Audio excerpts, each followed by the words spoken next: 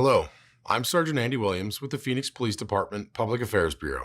The information, audio, video, and pictures you're about to see are intended to provide details, as we currently understand them, of an officer-involved shooting that occurred just after 4 p.m.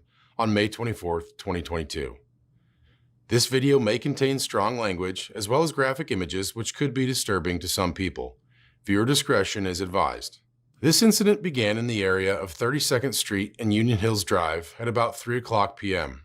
A patrol sergeant was in the area when he was flagged down by a community member who provided information about an adult male suspect who he observed attempting to steal a vehicle. The sergeant spotted and followed the suspect, who ran away from the area. Body-worn cameras are used by all officers assigned to patrol and several specialty units. Per policy, they are worn at mid-torso level and capture the view of the line of sight from that perspective. It's important to note that the camera lens is fixed and does not capture everything seen or experienced by the officer.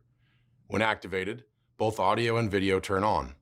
The body-worn camera has a buffer of video without audio for the 30 seconds prior to activation. This feature is designed to capture incidents that happen suddenly or an officer doesn't immediately activate the camera. The Phoenix Police Department does not currently use in-car camera systems. As the patrol sergeant began following the suspect, a 911 call came in from another community member who reported the suspect attempted to rob them of their vehicle while they were sitting in it. Here is the audio from that 911 call. Phoenix 911, what's the address of your emergency? Hi, I'm at on 32nd Street on Union Hill. I was at the and I was sitting in the truck with my AC on, and some guy tried to jump in and take off with it. And he was threatening me, and I don't know what he took from my truck. I don't know if he took my phone or what, but How long ago? just like 5 minutes ago. Did he have any weapons? He says he does, but I don't think he does. Here's a portion of the body-worn camera video from the sergeant, who was the first on scene. The suspect ran from the sergeant and jumped over a fence in a residential neighborhood. The sergeant called for additional resources, and a perimeter was established.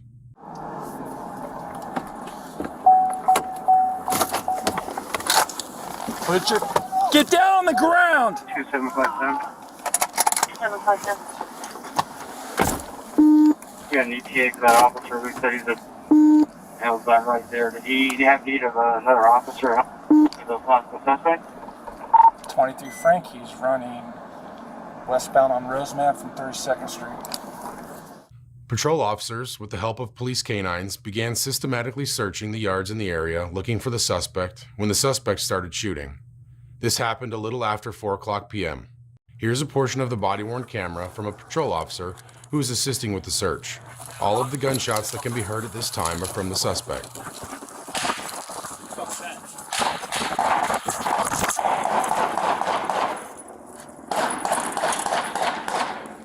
No officers discharged their weapons until later in the incident. On the left side, that's where they were. That's look. Fuck. There were multiple officers in the area, and the suspect was firing in different directions around the house. Officers took cover behind vehicles and houses. Officers would later learn the suspect had broken into a home where the residents were away. The suspect shot and hit several vehicles that officers were taking cover behind. At about 4:08 p.m., an officer with a rifle returned fire at the suspect, but did not strike him. Here's body-worn camera video from the officer returning fire at the suspect. We have two officers that were... That's us, dude. We need to get down. He's elevated. Take it. Where's he at?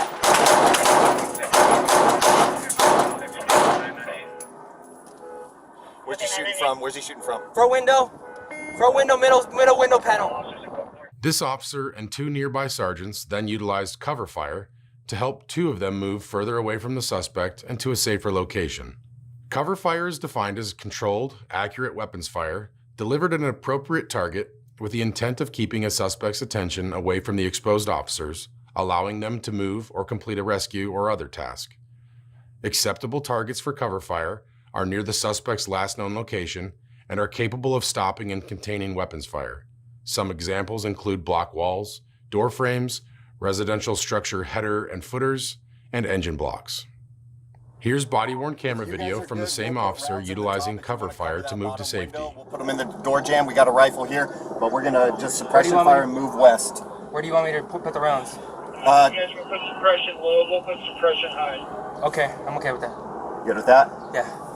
You need the I of 34th Street and Rosemont blocked off. Staff 512 to the area. Just shoot and move, dude. Okay. Put them in that door Jack's jam. on you. Ready, on Which you. which door? I'll do top right window, you do left. Top left? Top, you do top left, I do top right. Okay. Ready? Ready? Go. Copy, moving, go.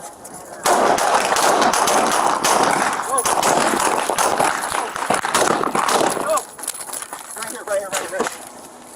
All right, move back, come on, pull. Pull, he's still shooting. Here's body-worn camera video from 2 sergeants who also utilized cover fire. Jack's on you. Jack's on you.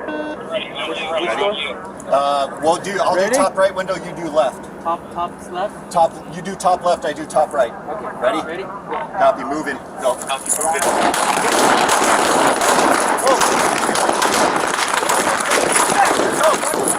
Right here. All right, move back, pull. He's still shooting.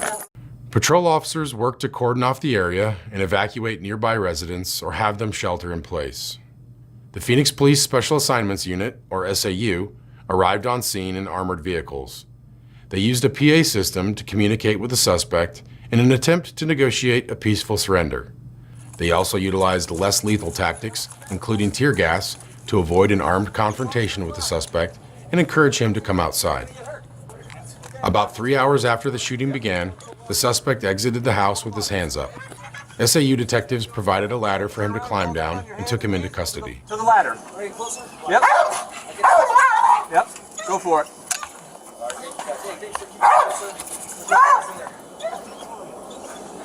Yep. Push the left of that hand. I'm not gonna throw you off, man. I'm gonna slow you and flex my hands.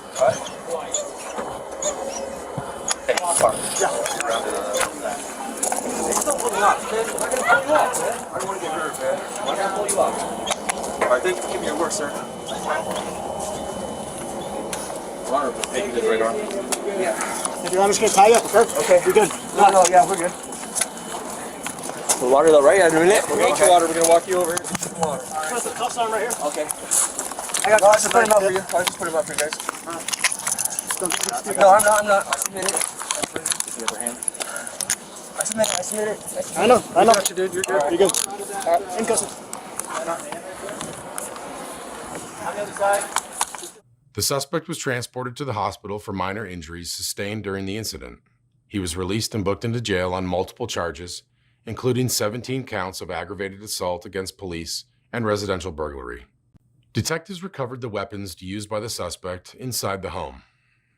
The officer involved in this shooting has been with the department for 4 years and is assigned to the Maryvale Estrella Mountain Precinct. 2 sergeants utilized cover fire during the incident. One has been with the department for 32 years and the other for 13 years. Both are assigned to the Black Mountain Precinct. This incident is the subject of both an internal and a criminal investigation, which will be reviewed by the Maricopa County Attorney's Office. Conclusions about whether the actions of the officers are consistent with department policy and the law will not be made until all the facts are known and the investigation is complete. This video was intended to inform and educate the public about a critical incident in our community. You can learn about the Phoenix Police Department's transparency policy on our website.